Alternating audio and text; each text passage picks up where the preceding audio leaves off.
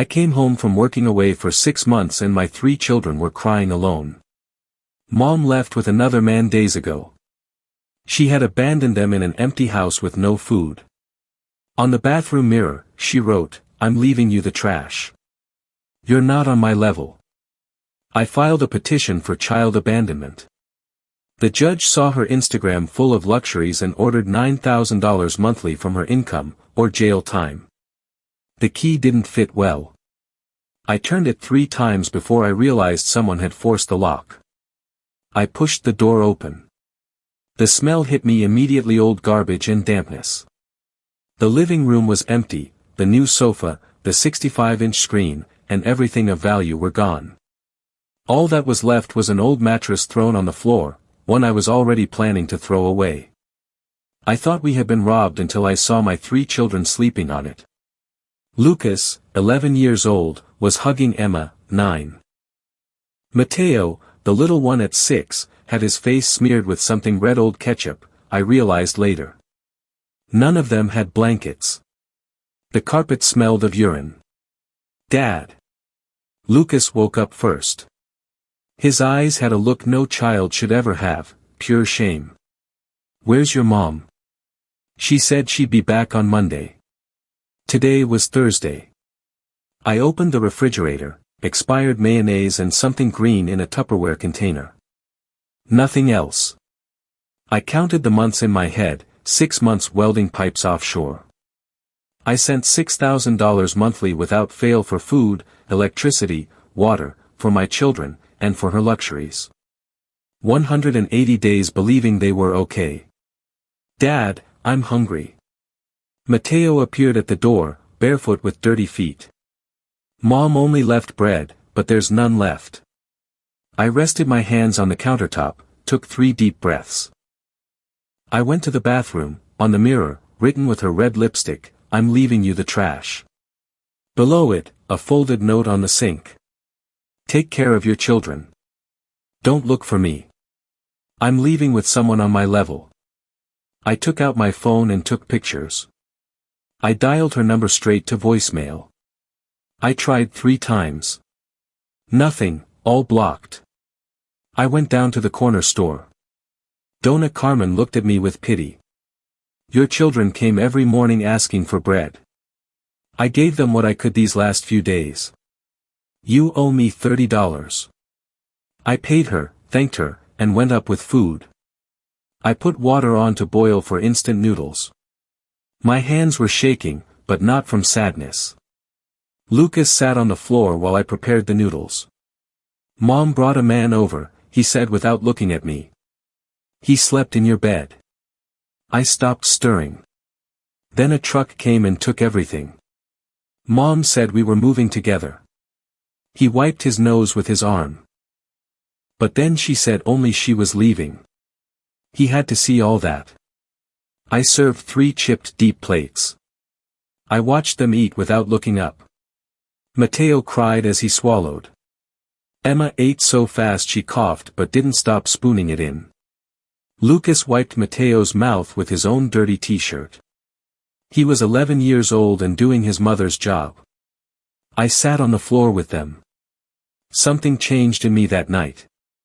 I was no longer afraid of what was to come. And as my children slept in my arms that night, an idea settled in my head like ice. She wanted the big leagues. Perfect. I was going to show her what it costs to abandon my children. At 2 a.m., I took them to the emergency room. The 3 of them were quiet in the back seat. Mateo had fallen asleep with his head on Emma's lap. The little one has dermatitis from prolonged contact with urine, the doctor said after examining them. All 3 show signs of dehydration. When was the last time they ate? I just got back from working away. I didn't know. She gave me that look, the one that says, "bad father," without using words. I'm going to have to report this to social services. My throat closed up. "Please, doctor, I just found them like this. Let me fix it." Something in my voice must have convinced her. Or maybe she saw Lucas hugging his siblings on the gurney. This time, she said, but if I see them like this again, the children will go into temporary foster care. Understood? I nodded. At the hospital pharmacy, I swiped my card for the $100 copayment. Insufficient funds. I swiped it again. Declined. I took out my phone. Balance, 70 cents. Recent history, outgoing transfer, $47,850, 4 days ago. My savings account emptied the $30,000 I had saved for years, the $17,850 from the last deposit from the platform, everything. Sir, the nurse looked at me, waiting. I couldn't even buy the dermatitis cream for my 6-year-old son. I accepted the free samples the doctor gave me. Wait here, the doctor said. She came back with free samples in plastic baggies. Here, use this for now. My children watched me accept charity in a hospital at 3 a.m. We got home as the sun was rising. Taped to the door was a foreclosure notice. Final warning. 6 months in arrears. Eviction process initiated. I read the date. The first month she didn't pay was exactly when I shipped out. 6 months on that platform. 6 months of her stealing every cent, $36,000 in total. I closed my eyes. I took 3 deep breaths. I stopped shaking. I stopped feeling nauseous. I took out my phone and took pictures of the notice, of the state of the house, of every empty corner, of the chipped plates, everything. I didn't cry, there was no room for that anymore. At 9 a.m., I knocked on the door of Andres Villegas, a family lawyer, an old friend of my father's. I showed him everything, the photos, the message on the mirror, the bank statements, the eviction notice. The system is tough, son, Andres said. If she has no income, the judge could force you to pay her. Spousal support. Even if she stole everything from you, we need to prove she's solvent, that she has resources. I went home with those words echoing in my head. That night, while my children slept, I opened my laptop. Her old, inactive profile. I searched her full name. Nothing. Maiden name, nothing. Then I remembered she always used the same username for everything. I tried Instagram. There it was. Public profile, maiden name. And there was her new life. Photo 1, on a yacht. A glass of champagne. A white bikini. She never wore a bikini with me, she said she was embarrassed. 3 days ago. Photo 2, a luxury restaurant. Lobster. The man next to her was wearing a Rolex. 5 days ago. Photo 3, shopping bags. Louis Vuitton. Gucci. Prada. A week ago. Caption, finally living the life I deserve. I downloaded everything, every photo, every comment, every location tag. I stared at those photos until my eyes burned. Yachts, $500 a plate restaurants, champagne. She had left me for a millionaire. The phone rang. Andres, I found something important. Your wife voluntarily resigned from her job 2 months ago. She wasn't fired. She was earning $4,500 a month. She quit, citing marital stress. And what does that mean? It means she chose to be indigent. She abandoned her job to avoid paying child support. It's called strategic impoverishment. This is no longer just a divorce, this is fraud. I hired a private investigator. The next day, I gave him the name of the millionaire from the photos. He called me 48 hours later.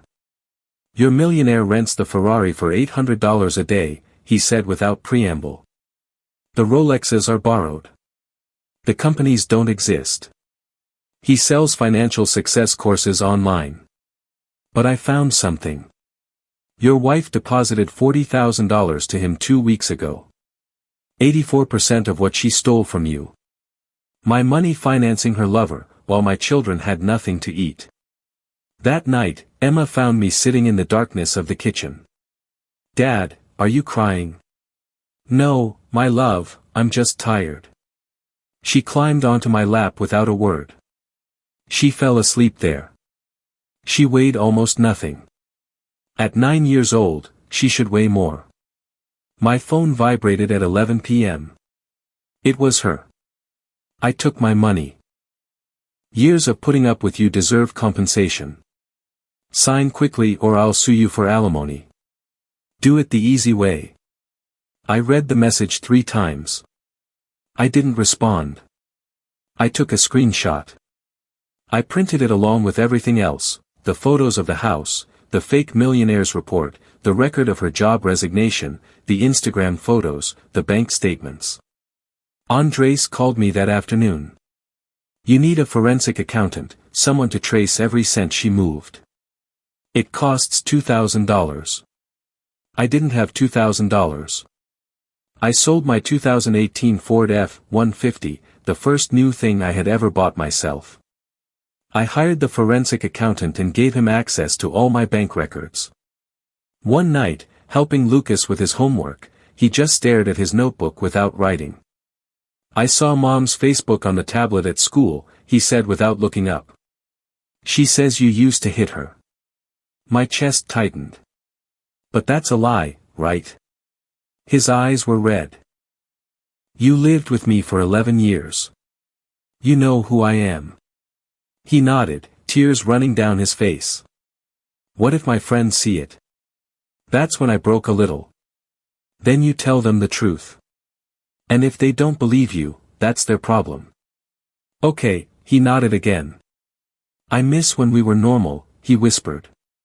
"Me too, champ. But we're going to be okay. I promise." I hugged him. And something changed right there. I stopped asking why and started planning how. It was a cold, relentless clarity.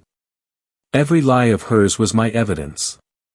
Every crime, another nail in her legal coffin. She played dirty. I would play by the rules and be relentless. I filed the lawsuit on a Monday at 8 a.m., divorce for child abandonment and extreme cruelty. I requested emergency full custody. She didn't show up for the first hearing. The judge granted me temporary custody. "Mr. Ramirez, you have custody," the judge said, "but child support will be pending until the final hearing." I left the courthouse thinking I had won something. I was wrong. 3 days later, at 3 a.m., someone pounded on my door. I opened it, half asleep. 3 officers, guns drawn. "Are you Rodrigo Ramirez?" "Yes." "What's going on?" "There's a report of threats with a firearm." "Turn around." The cold metal of the handcuffs tightened on my wrists. My 3 children appeared in the hallway, Lucas hugging Emma, Mateo crying. "Dad didn't do anything." Lucas shouted.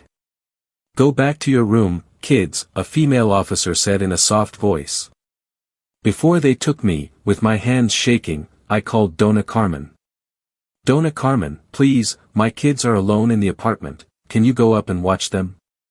They took me away handcuffed in my pajamas in front of my children. I spent 12 hours in a holding cell until everything was cleared up. I had no registered firearms, no criminal record. The report was false. But the damage was done. When I got out, I ran straight to the school. It was 2 p.m. The principal was waiting for me at the entrance, her arms crossed. "Mr. Ramirez, I need to speak with you." "Are my children okay?" "They're fine, but your wife came this morning trying to take them." I showed her the temporary court order you left with us last week. She left furious. She showed me her phone, a Facebook video. There she was, makeup smudged, crying in the school parking lot. "I tried to see my babies today. The school denied me because of a court order. My husband, who was arrested last night for threatening me, is already walking free as if nothing happened. I, their mother, can't even hug them, but he can continue to manipulate the system." If something happens to me, you know who did it. Pray for my children. They didn't ask for a father like this. Mother without rights, real justice. 15,000 views. 680 comments calling me a monster. My students saw that video, the principal said. Your children were humiliated in front of the whole school. Lucas didn't speak to me for 3 days after that. My lawyer called me that same afternoon. His voice sounded strange. We have a problem. What happened? The millionaire hired the Rivera and Associates law firm for her, the most expensive in the city. They filed an emergency motion alleging you're hiding assets. The judge has ordered a full audit. And what does that mean? It means that for 30 days, you can't move certain funds without judicial authorization. Legal economic asphyxiation. They want you to run out of cash to defend yourself. I hung up. I sat on the kitchen floor. The kids were eating cereal for dinner again. A week later, she intercepted me in the courthouse parking lot. She didn't shout. She approached calmly, smiling. New dress, expensive heels. Do you know why you're going to lose? She asked in a low voice. I didn't answer. Because you think this is about justice, but I know it's about resources, and you don't have any left. She walked away before getting into the red Ferrari. She turned, looked me up and down. Your lawyer is good. Mine is better. Enjoy eating rice. She sped off. As she passed me, I saw the sticker, Andrew Price Real Estate. I took out my phone, took a picture of the license plate, and sent it to the investigator. Confirm if this is a rental. I need the invoice. That afternoon, Andres called with official confirmation. We have the signed resignation letter, voluntary, exact date, 2 weeks before abandoning the children. This changes the whole case. But she had filed her counterclaim, asking for $5,000 a month in spousal support, claiming to be a housewife with no income. Andres almost laughed when he read it. It's ridiculous. No judge will give her a cent after abandoning the children and voluntarily resigning. But what?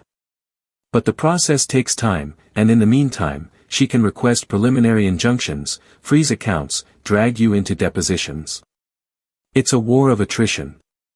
She wants to break you before you get to the final trial. Is it going to work? Not if you hold on, but that's her bet. That you'll give up from exhaustion. My bank account went into the red. I was eating plain white rice so I could buy meat for the children 1 day on, 2 days off. The accountant called me on a Tuesday at 6 a.m., I found something, he said. I found something. She transferred the mortgage money to a secret account in her mother's name for a year. She also cashed out the children's college fund $15,000. She paid a 40% penalty just to get cash fast. Can you prove it? It's already documented. Statements, dates, amounts. Send it all to me today and copy my lawyer. I hung up and called Andres. Did you get the accountant's report? It just arrived. I want to use that in the deposition. Everything. I hung up. I searched for the email on the kid's old tablet. There it was. To her mother, why do they need college? Rodrigo was going to send them to a mediocre public one anyway. My boyfriend will give them real jobs in his companies. I invested the money in securing a quality future for them. One day they'll thank me. I'm a good mother. I read that 3 times. That same week, she posted a photo on Instagram toasting with champagne. Caption, freedom is priceless. The bottle in the photo, Moët and Chandon, $500. Andres called me immediately. She just admitted to financial capacity on public social media. I'm going to request a pre-trial deposition. But I couldn't smile. That night, I would find out why my oldest son was looking at me with hatred. Lucas came home from school and went straight to his room, without a greeting, without eating. He locked the door. At 2 a.m., I went down for water. I heard his voice from his room. He was talking to himself. Or so I thought. I put my ear to the door. Yes, Mommy, I miss you so much. Silence. Really? Dad stole the Disney money? My blood ran cold. What? Yes. I'll try to run away tomorrow. I threw the door open. Lucas had an old phone in his hand, the same one she had given him before she left. I thought he had thrown it away. Give me that, he shouted. It's from Mom. I took it from him. I checked the voice messages. Her sweet, poisonous voice. Dad stole the money for your PlayStation 5 for his vices, my love. If you really loved me, you'd run away tonight and come with me. Or are you going to let the bad guy win? You're a traitor, just like him. There were 5 more audios, all the same pure manipulation. I confiscated the phone. Lucas looked at me with hatred. I hate you, he screamed through tears. You separated us from her. He locked himself in again. Emma hugged me, crying, confused, scared. I do believe you, Dad, she whispered so quietly I almost didn't hear her. Mateo approached slowly. He touched my hand. Is Mommy going to leave us alone again? My heart broke. No, never again. I'm not going to leave you. That night I lay awake staring at the ceiling. I didn't cry. I had no tears left. There was no family left, just a legal file and 3 children who depended on me. Tomorrow was the deposition.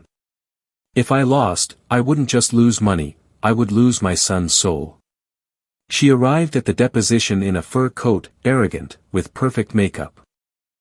How do you currently support yourself? Andres asked. My partner supports me at the level I deserve. Andres just took a note. Including the Ferrari from your Instagram photos? She blinked. That's temporary. That same week, the millionaire tried to bribe my lawyer. The check bounced. Andres called me, laughing. His cash flow is cut off. It's a house of cards. She needs him as much as he needs her. Andres presented me with 3 options: divide assets, ask for compensatory alimony, or go for income imputation.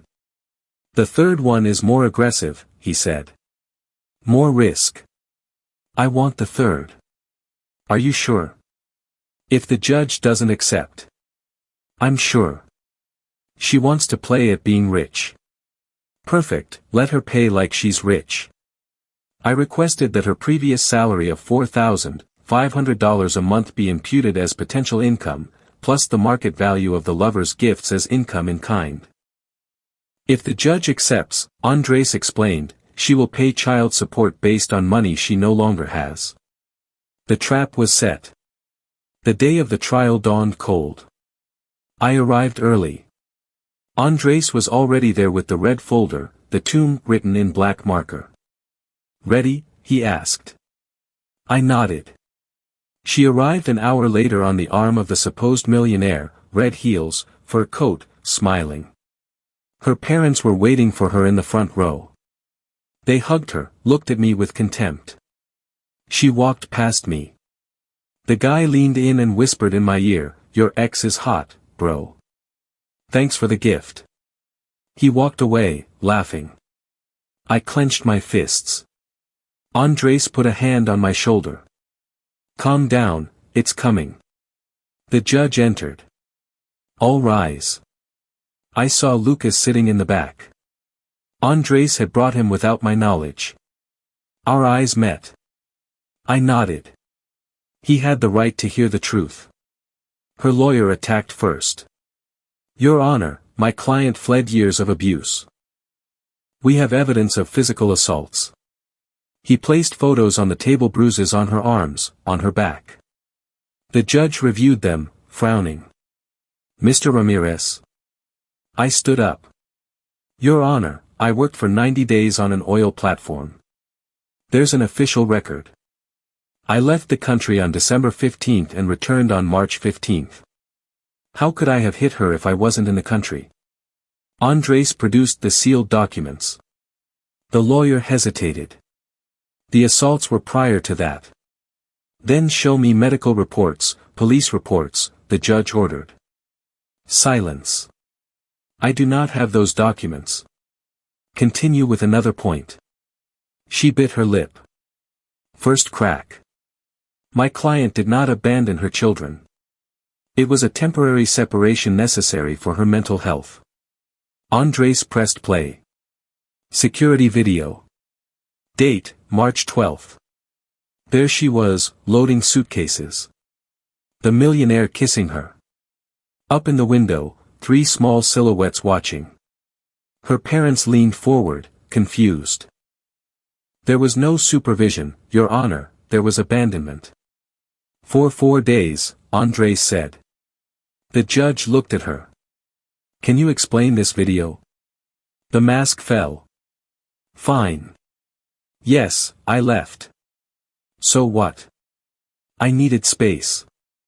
He was never around, always working.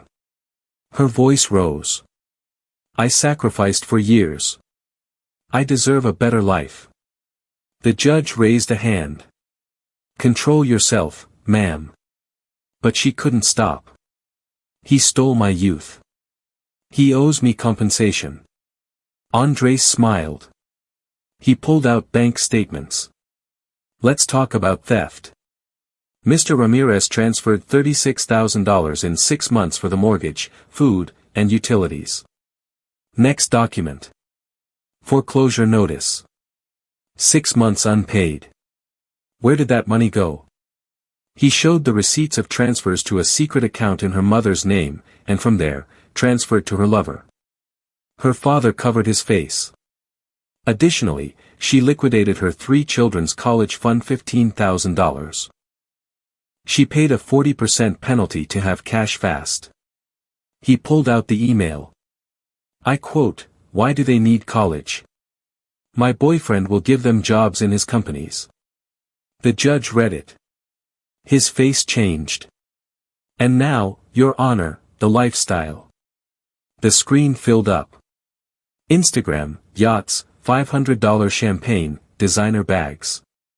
Finally living the life I deserve. The murmur was immediate. Her parents lowered their heads. Those are gifts from my partner, she said quickly. I have no income. Andres turned to the millionaire. Sir, can you confirm that you are in a serious relationship? The guy tensed up. Well. Andres took out his phone, projected messages on the screen. From January 2015, she wrote, I'm free, no strings attached, no kids to tie me down. She turned pale. Liar. You knew everything. The millionaire stood up. I didn't know anything about this, Your Honor. When I found out 2 weeks ago, I tried to end it, but she had already transferred $40,000 to me of money that I now see was stolen. He turned to her. You told me you were single, no kids, that your family had disowned you. She stood up. You knew everything. You promised you would adopt my children. You said we would be a family. The millionaire looked at her with contempt. Your Honor, I promised nothing. He walked out of the courtroom without looking back. Her father stood up. He walked towards the exit. Her mother followed him, crying. Before leaving, he turned. I don't know who you are, but you are not the daughter we raised. They left. She screamed, Dad. Mom. They didn't come back. Her lawyer stood up. Your Honor, I request to withdraw from this case. For what reason? My client concealed material information from me. I cannot continue in good faith. He took his briefcase and left the courtroom. She was left alone at her table, without a lawyer, without a family, without a millionaire, shaking. The judge picked up the photo of the mirror, the one Andres had put into evidence. He read aloud, I'm leaving you the trash. You're not on my level. A dead silence fell. He took off his glasses. He looked at her. Ma'am, the evidence shows premeditated abandonment. The message you left on the mirror speaks for itself. You're not on my level. Ironic, considering the circumstances. Now let's talk about your economic level. Your lifestyle requires $250,000 annually. If you live at the top, you will pay from the top. He looked at me. Do you have anything to add, Mr. Ramirez? I stood up, took out the original photo, the one I took that first night. I placed it in front of the judge. She wrote the verdict herself. I turned towards her. Our eyes met. I returned to my seat. Full custody to Mr. Ramirez. Supervised visits only, the judge dictated. Child support, $6,000 monthly. Restitution of university funds, $3,000 monthly for 60 months. Total, $9,000 monthly. If she misses a single payment, immediate arrest. Pause.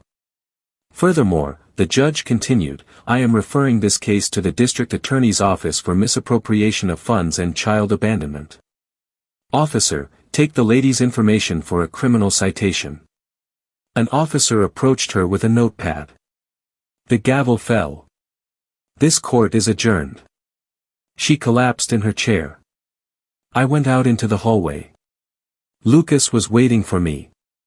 Red eyes. Forgive me, Dad. I heard everything. I saw the video. I wanted to believe her, but I hugged him tight. You don't have to apologize, champ. She's your mom. It's okay that you wanted to believe her. He shook his head. She's not the mom I knew anymore. We stood there, hugging. We left together. The sun hit my face. She was on the steps. Alone. I waited to feel something. Nothing. I turned my back on her. Let's go home, champ. I started the car. That chapter was over. It's been 2 years. The foreclosure was the first thing I fixed. With the money from the sale of the truck and her first 2 support payments, I negotiated with the bank. They agreed to a payment plan. 6 months later, I was current, but I didn't want to stay in that house. Too many ghosts. I sold it and bought a smaller one, with no messages on mirrors, no memories of her. The $9,000 a month arrived through direct, automatic wage garnishment for 2 years without fail. Not because she wanted to, but because the alternative was jail. According to Andres, she lived in a studio apartment, working 2 jobs, double shifts. Her parents never spoke to her again. 6 months later, I got a notification on my phone. The millionaire had been arrested for federal fraud.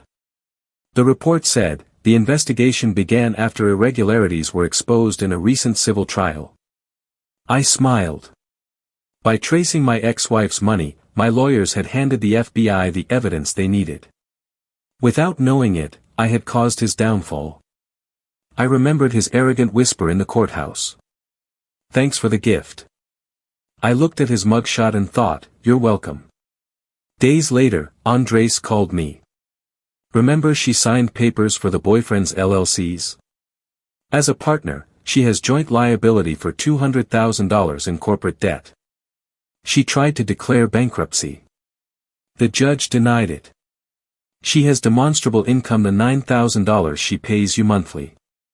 I couldn't help but laugh. She wanted my money, now she was trapped paying me to cover the debts of the con man who seduced her. Perfect. 3 months ago, I got a message from an unknown number. Please, can we renegotiate? I can't live like this. I didn't respond. I forwarded her the photo of the mirror, her message, take care of your children. Don't look for me. I'm leaving with someone on my level. I blocked the number. That night at dinner, Emma asked me, is it okay if I sometimes miss how Mom used to be? I got down on her level. Of course, it's okay. You can miss the person you thought she was. That doesn't make you a bad person, sweetheart. Mateo added, I almost don't remember her face anymore. Lucas said, I do, but it doesn't make me sad anymore. I looked at them. They weren't broken. They were healing. That was victory enough. Sometimes I still wake up in the middle of the night. I relive the moment I opened that door. The smell, the shame in Lucas's eyes. I've been in therapy ever since. Some days it still hurts. But I look at my children now happy, safe, loved. It was worth every second. Reddit, I sometimes wonder, should I have accepted a simpler settlement for the sake of the children? Or did I do exactly what I had to do to teach them that actions have consequences?